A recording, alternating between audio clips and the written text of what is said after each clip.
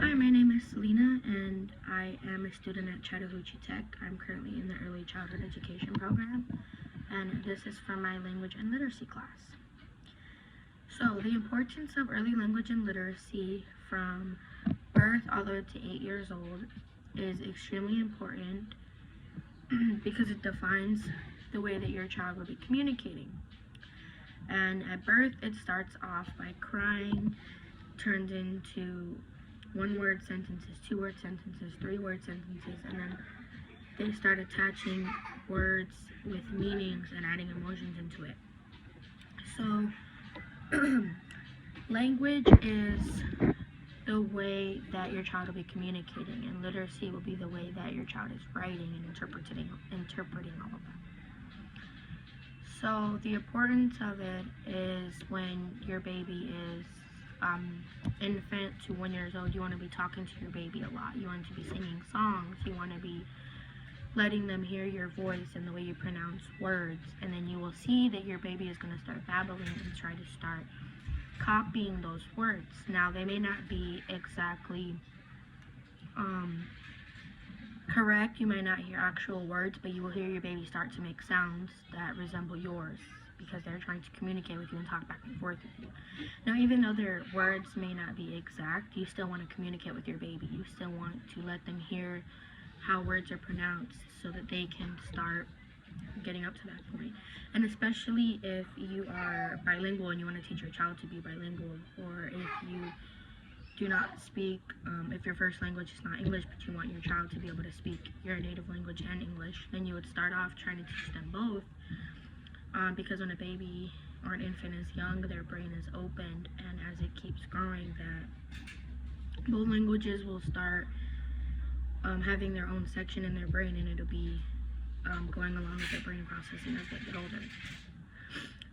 Ways that we do it in the classroom for technology is we'll be recording the students and watching them how they do things. So how they're holding a pencil when they're drawing, what colors they're using when they're coloring, how they're pronouncing their words, etc. We'll also be taking pictures of their drawing, of their writing, of their work, so you can see the progression from when they start to when they finish the school year.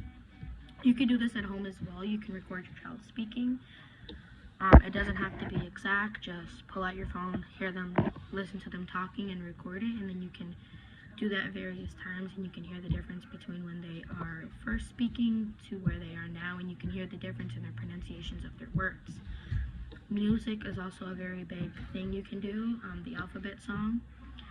The thing with music is if children can recollect a tune or a song, it'll help them with their memory, and it'll help them recite things. So if you teach them a song, whether it can be a song that they like, and you can redo it to where it's a song about what you want to teach them, that'll work too.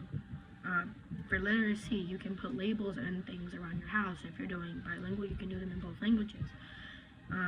Or you can just put them around in English or whatever language you want to start with, and you can teach them.